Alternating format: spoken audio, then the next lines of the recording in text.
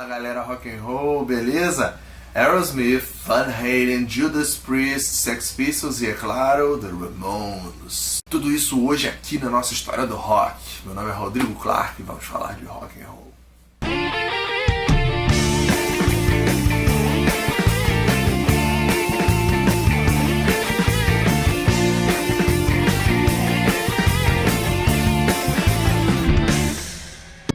A gente encerrou o capítulo da semana passada falando de AC/DC, que era uma banda monstro, e com o AC/DC começou a surgir um fenômeno no final da década de 70, do qual o AC/DC foi um dos protagonistas. As bandas de hard rock e heavy metal começaram a pipocar nesse final dos anos 70 e começaram a ganhar muita popularidade e tiveram seu auge nos anos 80.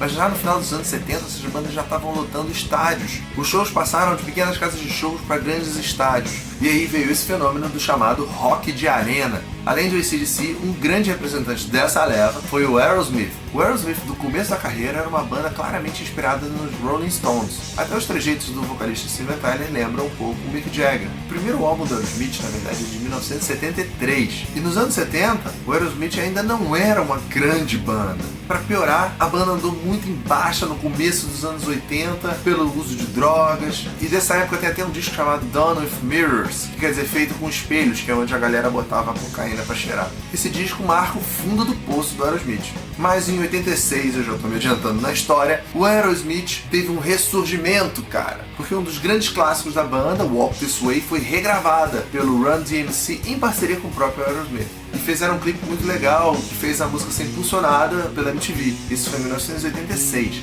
A partir daí, o Aerosmith só seguiu em ascensão. Em 87 eles lançaram um disco chamado Permanent Vacation, que traz baladas como Angel. Em 89 eles fizeram Pump, com James Gargan, por exemplo. E depois eles fizeram em 93 um disco que foi um baita sucesso comercial, que é o Get a Grip. Aí o Aerosmith estava estabelecido de vez como uma grande banda, lotava estádios, um respeitável representante dessa galera de rock de arena. Outra banda americana de hard rock com muito sucesso dessa mesma época foi o Van Halen. A banda surgiu na Califórnia, mas os irmãos na verdade são descendentes de holandeses, por isso o sobrenome. Engraçado que o Ed Van Halen começou tocando piano e aí resolveu montar uma banda tocando bateria. O irmão dele, o Alex, foi tocar guitarra, só que eles descobriram que eles eram melhor em posições trocadas. E aí o Ed foi tocar guitarra, graças a Deus, e o Alex foi tocar bateria. A banda também contava com uma figura emblemática, que é o vocalista David Lee Roth. E ele ficou muito mais famoso pela sua atitude, pela sua performance, que era perfeito pro hard rock, muito mais do que pelas suas habilidades vocais. Tanto que muitos fãs ficaram profundamente chateados quando o David Lee Roth saiu para seguir carreira solo, mas no lugar dele acabou entrando o Sammy Hagar, em 86, que fez também uma grande trajetória no Van Halen. O primeiro disco do Van Halen com o Sammy Hagar foi o 5150, e tem uma música também com esse nome. Aliás, a música que deu nome pro disco. E o que dá nome pra música é o efeito que o Van Halen usa na guitarra para essa música. As músicas do Van Halen são puro hard rock. A importância do Van Halen para a história da música e história do rock se dá principalmente por causa do guitarrista, Ed Van Halen, porque ele revolucionou o jeito de tocar guitarra. Ele criou técnicas novas, como o tapping, por exemplo, que quando as pessoas ouviram aquilo pela primeira vez, ficaram alucinadas, falaram, pô, mas o que é isso? O que está acontecendo? Imagina você ouvir Eruption no final dos anos 70, quando você está acostumado com o jeito de Page de tocar guitarra. Como eu falei aqui num outro vídeo, a história do rock ela não é uma linha reta, em que acaba um capítulo, começa outro, as coisas vão se encaixando, uma coisa acontece ali, outra ali, e elas muitas vezes acontecem ao mesmo tempo.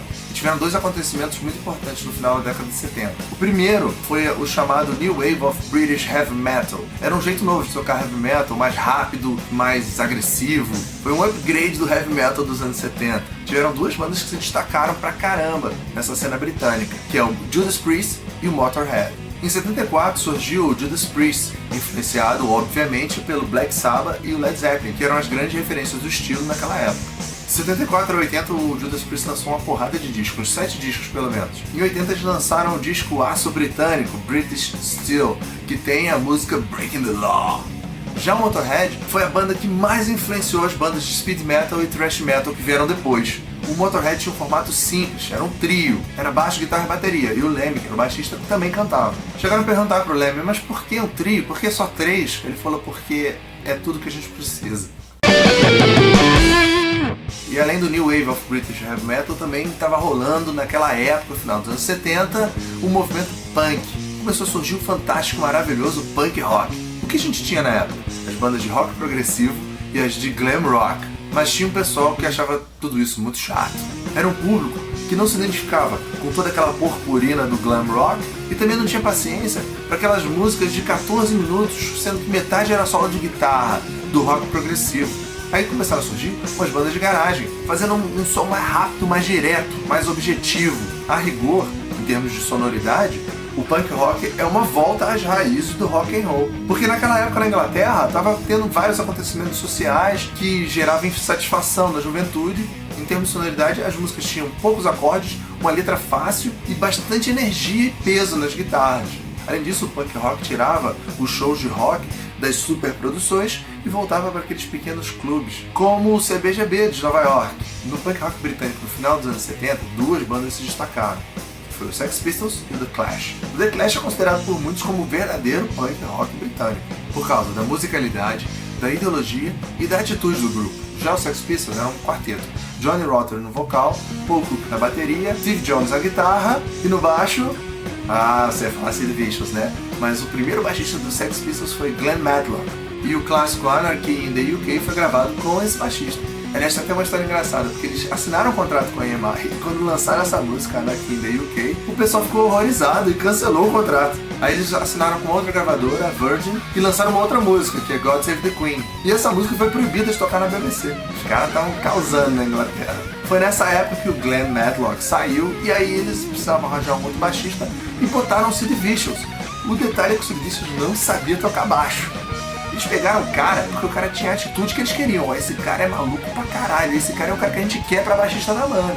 Aí eles gravaram em 77 um disco chamado Nevermind the Bollocks, Here Are the Sex Pistols. Esse foi o primeiro e o único álbum da banda. A carreira do Sex Pistols foi muito breve. A banda terminou já no início de 78. O grande ícone da banda acabou ficando o Sid Vicious, que era justamente o cara que não sabia tocar. Ele teve uma história conturbada com a namorada dele, chamada Nancy. O casal chegou a ser homenageado pelos Ramones, naquela música Love Kills. E por falar em Ramones, R.A.M.O.N.E.S. Ramones. Olha só, o Motorhead fez uma música em homenagem aos Ramones. Os Ramones surgiram em Nova York, nos Estados Unidos, em 1974. Não, eles não eram irmãos. O nome da banda veio do pseudônimo que o Paul McCartney usava para se hospedar em hotéis, despistando jornalistas e fãs. Nos anos 70, os Ramones não ficaram tão famosos como os Sex Pistols, mas eles tiveram uma carreira mais longeva e conseguiram se firmar como uma grande banda, um grande representante do punk rock. As músicas do Ramones são bem simples, com uma batida repetida, uma fórmula que se repete, e eles nunca mudaram. A banda teve algumas alterações na formação, desde 74 até 96, quando a banda acabou. Primeiro foi o baterista, o Tommy, que saiu e entrou o Marquis. Depois foi o baixista, o Didi, que cantava algumas músicas também, que saiu e entrou o CJ, lá na época do Loco Live, em 1989. Os únicos que ficaram no Ramones do começo ao fim foi o guitarrista Johnny e o vocalista Joey. Apontei tudo errado aqui, né? Bom, e como disseram os Ramones na música Rock and Roll Radio, it's the end of the 70s, it's the end of the century. E o que veio depois? Aí vieram os anos 80 com o hard rock a todo vapor. E a gente tem o auge de várias bandas que já foram mencionadas, como Kiss, o Van Halen e o Aerosmith, e o surgimento de outras, como Twisted Sister, Bon Jovi, Motley Crue, Poison. Mas isso vai ficar para o nosso próximo vídeo. Então você se inscreve nessa bagaça, continua acompanhando, deixa de ser muquirana, bota seu like aí, compartilha esse vídeo. Muito obrigado pela atenção, até a próxima, somos Resto do Rock and Roll.